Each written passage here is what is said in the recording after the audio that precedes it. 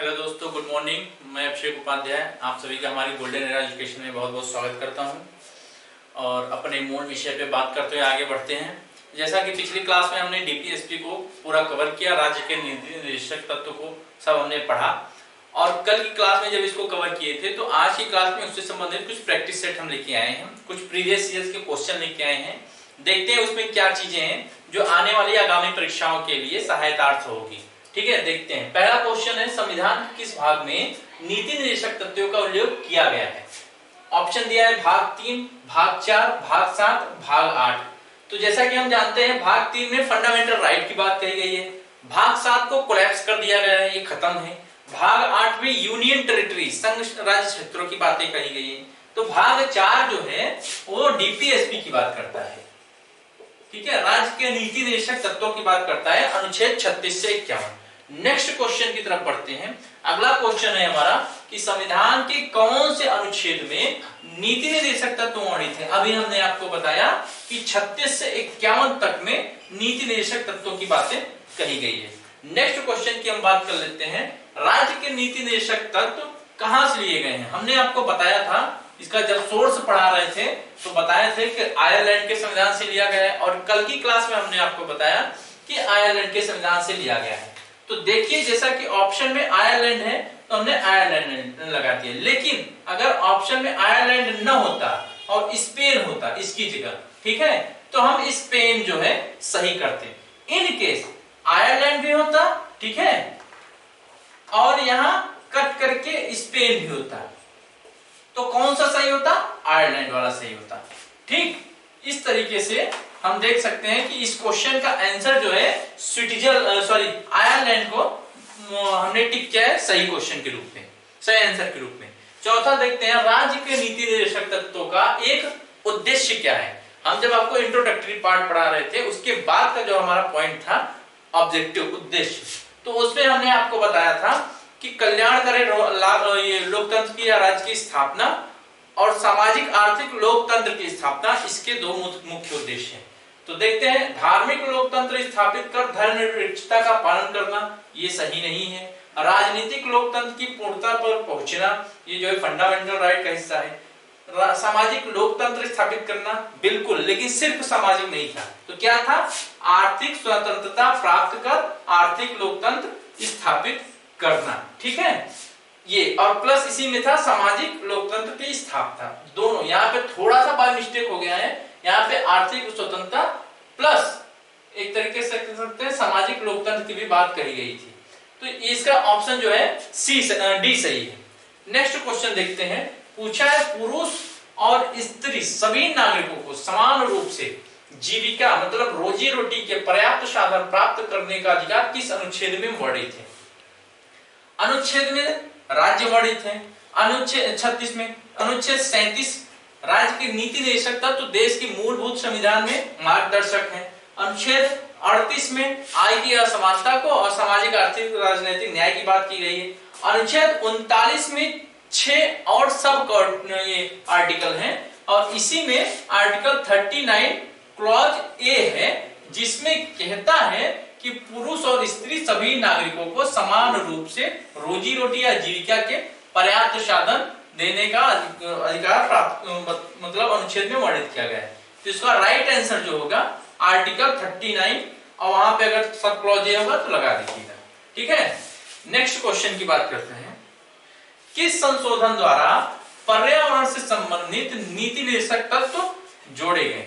हमने आपको बताया था आर्टिकल 48 कैपिटल ए, ठीक है, जिसमें पर्यावरण संरक्षण वन्य और वन्य जीवों के संरक्षण की बात की गई थी 42वें संविधान संशोधन 1976 द्वारा।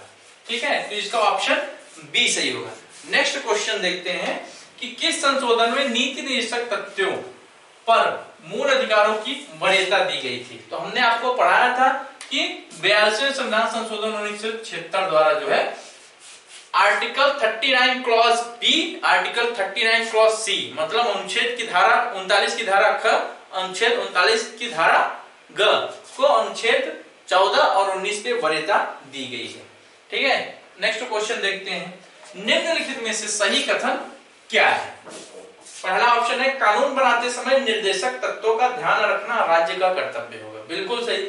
दूसरा है निर्देशक तत्वों को न्यायपालिका का संरक्षण प्राप्त है, नहीं, क्योंकि ये न्यायोचित नहीं है, वाद योग्य नहीं है, न्यायालय द्वारा ये बाध्यता प्राप्त है, ये भी सही नहीं है। निर्देशक तत्वों को राज्य लागू कराने के लिए बाध्य है, ये भी सही नहीं है। ठीक है, इसका राइट आंसर ये होगा, कानून बनाते समय निर्देशक तत्वों का ध्यान रखना राज्य का कर्तव्य होगा। अगले क्वेश्चन की तरफ पढ़ते हैं, मौलिक अधिकार और नीति निर्देशक तत्वों में अंतर क्या है। हमने आपको अंतर पढ़ाया था, इसमें दिया है पहला ऑप्शन मौलिक अधिकार वाद योग्य है जबकि नीति निर्देशक तत्व वाद योग्य नहीं है, बिल्कुल सही है। दूसरा ऑप्शन है मौलिक अधिकार कानूनी है जबकि नीति निर्देशक तत्व नैतिक है, ये भी सही है।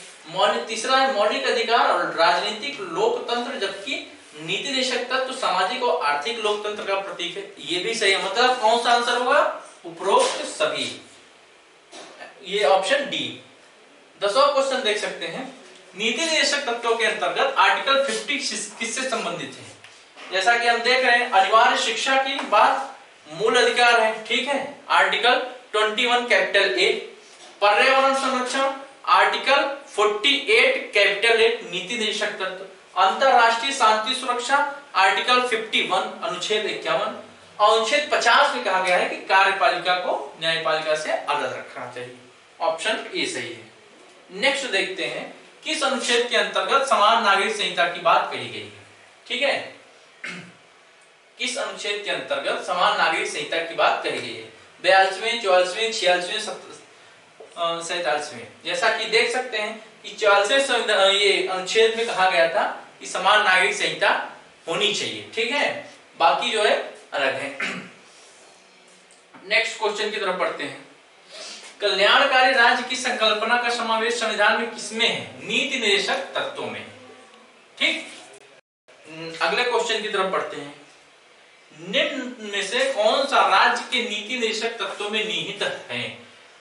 ऑप्शन ए है अपराध के लिए दोष सिद्धि के संबंध में संरक्षण, ऑप्शन बी है प्राण और दैहिक स्वतंत्रता का संरक्षण, ऑप्शन सी है अल्पसंख्यक वर्गों के हितों का संरक्षण। ये तो तीनों फंडामेंटल राइट है, लेकिन डीपीएसपी क्या है, पुरुषों और स्त्रियों दोनों के लिए समान कार्य के लिए समान वेतन, आर्टिकल 39 क्लॉज डी इसका आंसर होगा। नेक्स्ट क्वेश्चन देखते हैं, सॉरी, नेक्स्ट क्वेश्चन है, निम्न में से कौन सा एक राज्य के नीति निर्देशक सिद्धांतों में सम्मिलित है। ऑप्शन ए है राज्य की देश के पर्यावरण संरक्षण तथा संवर्धन का प्रयास करेगा, ठीक है। ऑप्शन बी है राज्य किसी व्यक्ति को कानून के समक्ष समानता से मना नहीं करेगा। ऑप्शन सी है राज्य किसी व्यक्ति को उसकी जाति, उसके धर्म, कुल, जाति, लिंग अथवा जन्म स्थान के आधार पर भेदभाव नहीं करेगा। ऑप्शन डी है अस्पृश्यता का प्रवर्तन। ठीक, तो इसमें ऑप्शन ए सही है, राज्य देश के पर्यावरण संरक्षण तथा संवर्धन का प्रयास नहीं करेगा। बाकी ये तीनों क्या है, फंडामेंटल राइट है। ठीक, नेक्स्ट क्वेश्चन देखते हैं, भारत में निम्न में से किसके अंतर्गत पंचायती राज प्रणाली की व्यवस्था की गई है। यह महात्मा गांधी का एक सपना था और आर्टिकल 40 के तहत, अनुच्छेद 40 के तहत ग्राम पंचायतों के गठन की बात कही गई है। कल की क्लास में हमने आपको बताया था। तो इसका ये आर्टिकल 40 है कहाँ, डीपीएसपी में, राज्य की नीति निर्देशक तत्व में। इसका राइट आंसर क्या होगा, सी। मौलिक अधिकार में सॉरी, मौलिक अधिकार में ऐसा कोई चर्चा नहीं किया गया है, ना ही मौलिक कर्तव्य में, ना ही चुनाव आयोग अधिनियम में।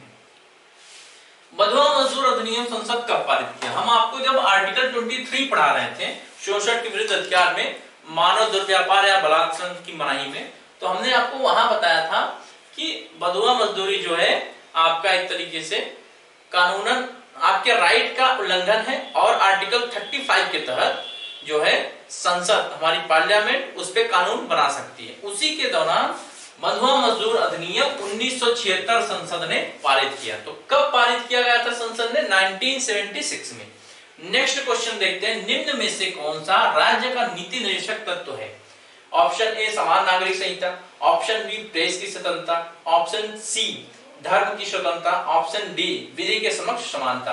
तो इसमें समान नागरिक संहिता आर्टिकल 44 में आता है, यूनिफॉर्म सिविल कोड, जो राज्य का नीति निर्देशक तत्व है। बाकी ये तीन जो है ये फंडामेंटल राइट है। प्रेस की स्वतंत्रता आती है article 19 clause 1 sub clause A में। धर्म की स्वतंत्रता आती है अनुच्छेद 25 से 28 में। और विधि के समक्ष समानता आर्टिकल 14 क्लॉज ए 1 में आती है, जिसमें अब क्लॉज बी में क्या आता है, 14 क्लॉज बी या 2 में क्या आता है, ठीक है, विधियों के समान संरक्षण। ये हमने आपको बताया था, विधियों के समान संरक्षण। डीप में नहीं जाएंगे, ये ब्रिटेन का है, ये अमेरिका का है। तो आइए मूल चीज पे देखते हैं कि राज्य का नीति निर्देशक तत्व क्या है, समान नागरिक संहिता। अगले क्वेश्चन की तरफ हम बढ़ते हैं और देखते हैं नेक्स्ट क्वेश्चन में क्या आ रहा है। भारत के प्रत्येक नागरिक का कर्तव्य होगा कि प्राकृतिक पर्यावरण संरक्षण एवं सुधार शामिल हो। ये डीपीएसपी नहीं, ये फंडामेंटल ड्यूटीज, मूल कर्तव्य का क्वेश्चन है। अनुच्छेद 21 में प्राण एवं दैहिक स्वतंत्रता की बातें कही गई है। अनुच्छेद 48A कैपिटल ए कह सकते हैं, इसमें पर्यावरण से संरक्षण की बात कही गई है। डीपीएसपी राज्य का नीति निर्देशक तत्व है, कर्तव्य नहीं है। अनुच्छेद 51A में 51A क्लॉज 7 में बात कही गई है कि भारतीय नागरिक का कर्तव्य होगा कि वो प्राकृतिक पर्यावरण का संरक्षण करे, वन्य वन्यजीवों की संरक्षण करे, सुरक्षा करे, ये बात है। अनुच्छेद 51A में जो है आपका मूल कर्तव्य है, ये फंडामेंटल ड्यूटीज है, क्या है कि प्राकृतिक पर्यावरण का संरक्षण एवं सुधार करें। नेक्स्ट क्वेश्चन देखते हैं, संविधान के किस अनुच्छेद में भारतीय नागरिकों के मूल कर्तव्य शामिल है। अभी हमने आपको जिक्र किया अनुच्छेद 50 का, अनुच्छेद 50 का, अनुच्छेद 51 का, अनुच्छेद 51 का। तो ये तो कोई आर्टिकल है ही नहीं, ये भी कोई आर्टिकल है नहीं। आर्टिकल 51A में जो दिया गया है कि भारतीय नागरिकों के मूल कर्तव्य, स्वर्ण सिंह समिति की सिफारिश पर 1976 में इसको जोड़ा गया था। लास्ट क्वेश्चन हमारा है कि निम्न में से कौन राज्य का नीति निर्देशक तत्व, ध्यान दीजिएगा, नहीं है। मद्य निषेध आर्टिकल 47 ये है। गौ संरक्षण आर्टिकल ये 47, आर्टिकल 48 ये भी है। पर्यावरण संरक्षण आर्टिकल 40 कैपिटल ए ये भी है। 14 वर्ष से बच्चों के आयु तक के ये जो है फंडामेंटल राइट है, और यही जो है डीपीएसपी नहीं है, तो इसका राइट आंसर यही होगा। फंडामेंटल राइट में आर्टिकल 21 कैपिटल ए को शिक्षा के अधिकार के तहत 14 वर्ष की आयु तक के बच्चों को निःशुल्क शिक्षा देने की बात कही गई है। सॉरी। तो दोस्तों, कल की जो हमारी क्लास चली थी डीपीएसपी, उससे संबंधित आज की क्लास में हमने प्रैक्टिस सेट करा दिया। अब नेक्स्ट लेक्चर में, नेक्स्ट सेशन में, अगली क्लास में हमारा फंडामेंटल ड्यूटीज और उससे संबंधित सवालों पे हम बात करेंगे। तो भाग 4 का अनुच्छेद 51 का कल से हम शुरुआत करते हैं। दोस्तों, वीडियो अच्छा लगा होगा तो लाइक करेगा, सब्सक्राइब करेगा, शेयर करेगा। बहुत बहुत धन्यवाद।